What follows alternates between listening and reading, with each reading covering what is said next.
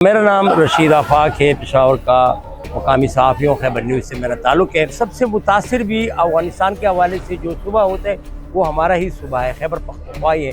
तो यही एक वजह है कि खैबर पख्तूनख्वा के वज़ीर आला को भी इस बात का एहसास है कि यहाँ सबसे ज़्यादा अगर अफ़गानिस्तान के साथ हमारे ताल्लुकात अच्छे हो तो भी हम मुतासिर होते हैं, अगर बुरे हो तो भी उसके असरात हम पे आते हैं। इसलिए उन्होंने बाकायदा वफाकी हुकूमत से रब्ता किया है। उन्होंने रिक्वायरमेंट्स भेजी है कि हमें इजाज़त दी जाए कि हम अफ़गानिस्तान के साथ मुज़ाकरात करें, जरगे के रास्ते हम मुज़ाकरात करें और जो मसाइल है उनको मिल बैठ कर मुज़ाकरात के ज़रिए हल करने की कोशिश करें। तो अभी तक वफाक की तरफ से एक किस्म की सरमेहरी देखने में आ रही है, क्योंकि वफाक की तरफ से सूबाई हुकूमत को अभी तक उन रिक्वायरमेंट्स के बारे में, उन आरओज़ के बारे में कोई जवाब नहीं दिया गया जो सूबाई हुकूमत ने उनको भेजी है। और दूसरी बात यह है कि खैबर पख्तूनख्वा में हालात भी ऐसे बनाए जा रहे हैं या बनते जा रहे हैं जिसकी वजह से न सिर्फ सूबाई हुकूमत बल्कि यहाँ की पुलिस, यहाँ की आवाम, यहाँ की सियासी और मजहबी जमातें भी